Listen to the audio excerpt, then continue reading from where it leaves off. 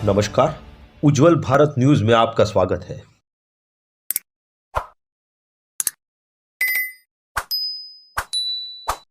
नमस्कार, उज्जवल भारत न्यूज पे आपका स्वागत है।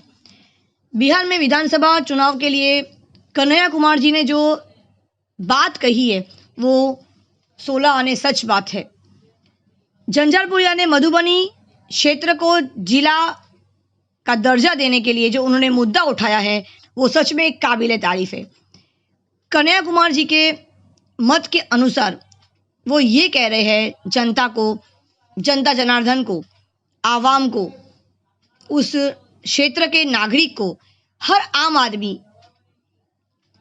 जिस जगह से विद्यार्थी कोटा जाके पढ़ते हैं, वहाँ जाके पढ़ाते भी है, गुड़गांव जाते हैं, वहाँ पे नौकरी भी करते हैं, तो उनका ये मुद्दा है कि क्यों ना हम मधुबनी को ही यानी झंझारपुर को ही जिला का स्तर दे दिया जाए।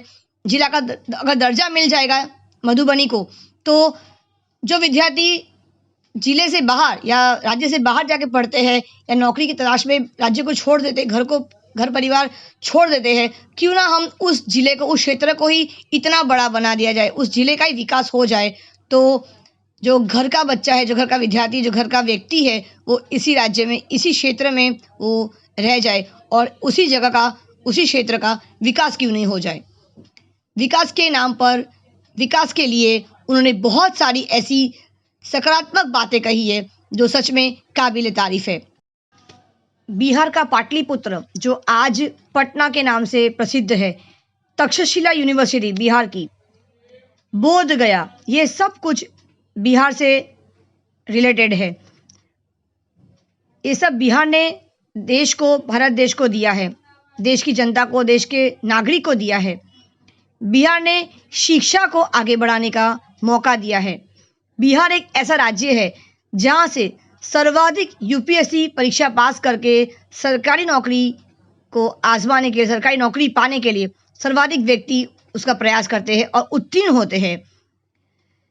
तो बिहार के इस विधानसभा के चुनाव में कन्हैया कुमार जी ने जो मुद्दा रखा है वो 100% सत्य मुद्दा है और उसी मुद्दे पे लोग आज उन्हें सुन रहे हैं, उनकी बातों पर आज यकीन कर रहे हैं। आइए देखते हैं ये पूरा रिपोर्ट। उज्जवल भारत न्यूज़, देश की प्रखर आवाज़, सीमा भट्टाचार्य, वलसाड़ से। घर पे रहिए, सुरक्षित रहिए। धन्यवाद। आपको ये सोचना है कि ये चुनाव जब हो रहा है तो ये इधर उधर के मुद्दे पे नहीं होगा। ये चुनाव अगर होगा, अगर झंझारपुर में हम वोट दे रहे हैं तो हम झंझारपुर के मुद्दे पे वोट देंगे। ये बात आपको अपने दिमाग में रखना होगा। और झंझारपुर का मुद्दा क्या है? झंझारपुर का मुद्दा ये है कि तमाम नेता आए, तमाम वादे करके गए, लेकिन झंझारपुर आज भी जिला नहीं बना है। बन गया क्या? नहीं बना ना। झंझारपुर का मुद्दा ये है कि यहाँ पे फैक्ट्रियां खुले, मंत्री भी हो गए आपके इलाके के, लेकिन यहाँ फैक्ट्रियों की शुरुआत नहीं हो पाई। और जब हमारे इलाके में रोजगार की संभावना नहीं होती है तो क्या होता है? हमारे बच्चों को पढ़ाई के लिए बाहर जाना पड़ता है, हमारे बच्चों को, हमारे घर वालों को काम करने के लिए बाहर जाना पड़ता है।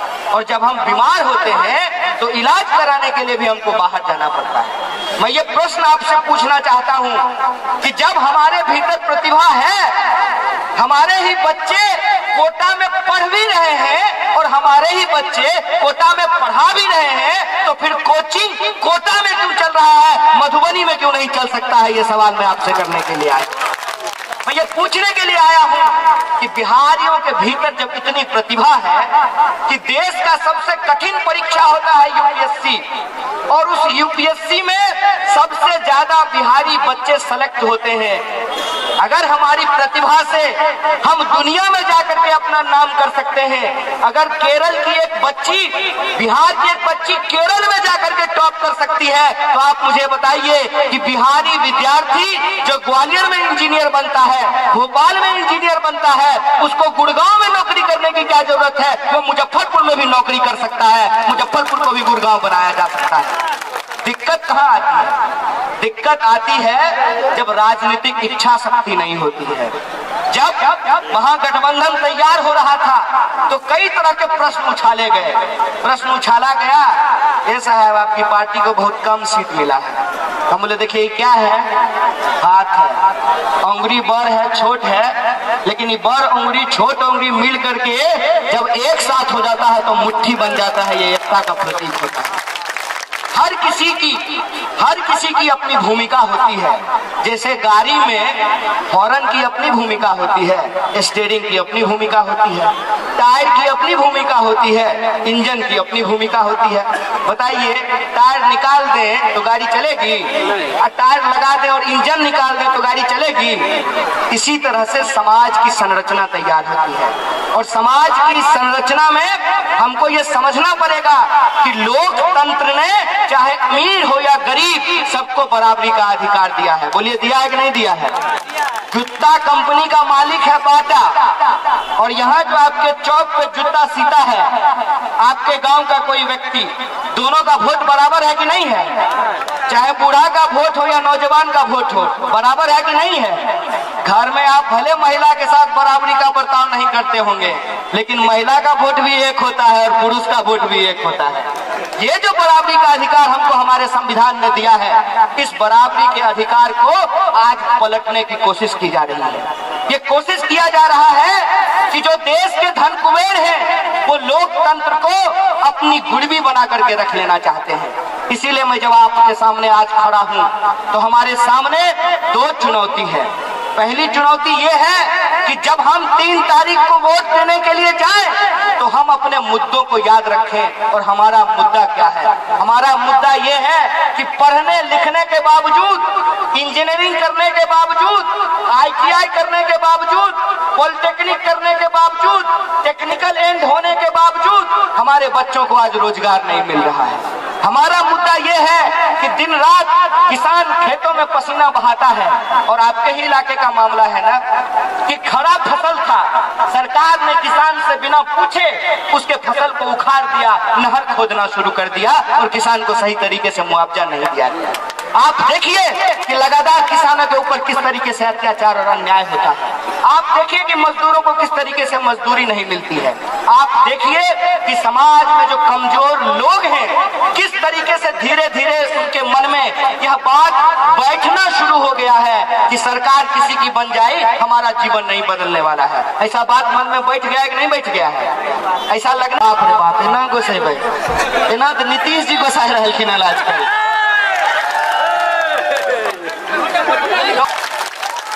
साथियों, ये औपचारिकता थी, दिल की बात अभी शुरू नहीं हुई है। दिल की बात वहां से शुरू होती है जहां औपचारिकता खत्म हो जाती है। जैसे हम लोग स्कूल में पढ़ते थे तो क्लासरूम के गेट के सामने बार बार मैडम सिखाती थी, मे आई कम इन मैडम। हम लोग को सीखने में वक्त लगता था तो हम लोग कहते थे मैडम अंदर आ जाएं। औपचारिकता चीज ही ऐसी होती है जिसको सीखने में वक्त लगता है। इसीलिए हमने अपने जीवन में सीखा है कि औपचारिकताओं में नहीं फंसना है, सीधे दिल का रिश्ता कायम करना है। आप 365 दिन यहीं रहते हैं, हम तो चुनावी सभा में आए हैं, तो आपका जो दर्द है वो आपसे बेहतर कौन जान सकता है? हम नहीं जान सकते हैं ना। आप जब रास्ते से निकलते हैं तो कौन कौन सड़क टूटा हुआ है, किस किस खंभे पे बल्ब नहीं जलता है, कौन कौन अफसर घूस लेता है, कौन कौन घूसखोर अफसर है, कौन मुखिया बढ़िया है, कौन मुखिया खराब है, कौन नेता अच्छा है, कौन नेता खराब है, आपसे बेहतर हम जानेंगे? नहीं जान सकते हैं ना। तो पहली बात तो ये कि हम आपके बीच ज्ञान छांटने के लिए नहीं आए।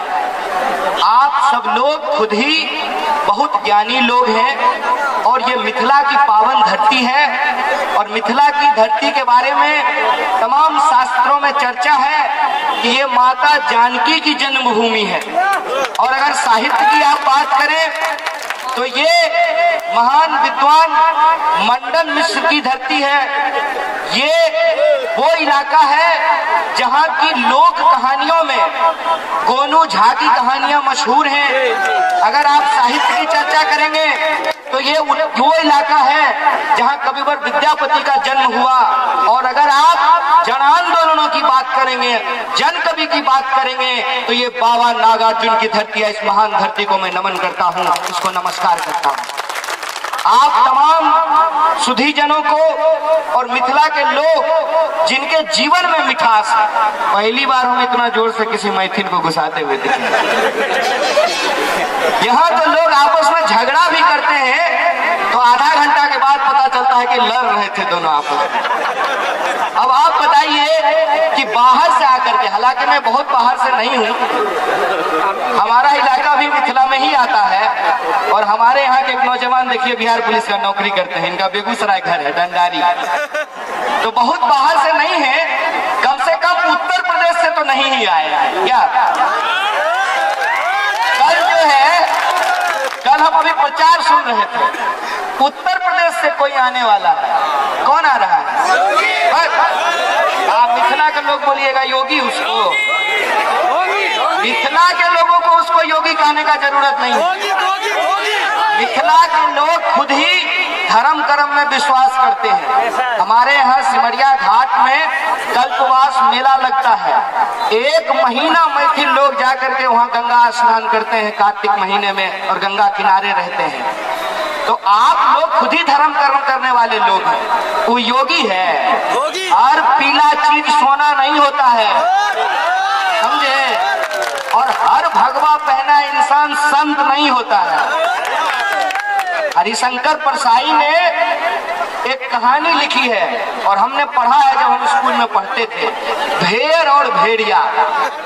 उस कहानी में हरिशंकर परसाई बताते हैं कि जब चुनाव होने का ऐलान हुआ जंगल में तो सियार बहुत परेशान हो गए। सियार ने कहा भेड़िए को जाकर, ए भाई अब तो चुनाव होगा, अब भेड़ की संख्या ज्यादा है तो ये लोग अपना नेता चुन लेगा तो तुम्हारा राजकाज खत्म। तब लोमड़ी बोला कि घबराओ मत, एक उपाय है, भेड़िया के माथे पे टीका लगा दो और मुंह में घास टांग दो। इससे भेड़ों को ये लगेगा कि भेड़िया शाकाहारी हो गया।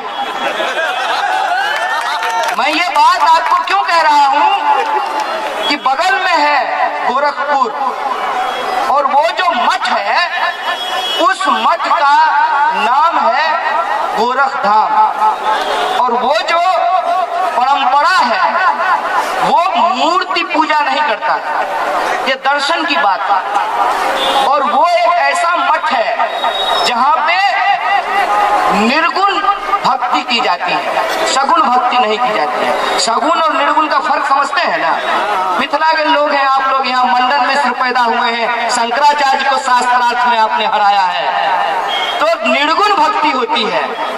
आप मुझे बताइए कि निर्गुण भक्ति करने वाला एक इंसान मारने काटने की बात कर सकता है? इसीलिए मैंने कहा कि हर पीला चीज सोना नहीं होता है और हर भगवा वस्त्र पहना इंसान योगी नहीं होता है। और याद रखिएगा इस बात को कि ये सीता जी की धरती आप कहते हैं, तो सीता जी का हरण भी रावण ने साधु का वस्त्र पहन करके किया था। इस बात को याद रखिए। और ये बात मैं आपको क्यों याद दिला रहा हूँ? ये बात मैं इसलिए आपको याद दिला रहा हूँ कि इधर उधर की बात नहीं करनी है। इधर उधर की बात इसलिए नहीं करनी है कि हमको अपने मुद्दे पे टिका रहना है। लोग आएंगे, चुनाव का वक्त है, आपके सर के ऊपर उड़न खटोला उड़ेगा, लेकिन आपको अपनी पैर अपनी जमीन पे टिकाए रखना है।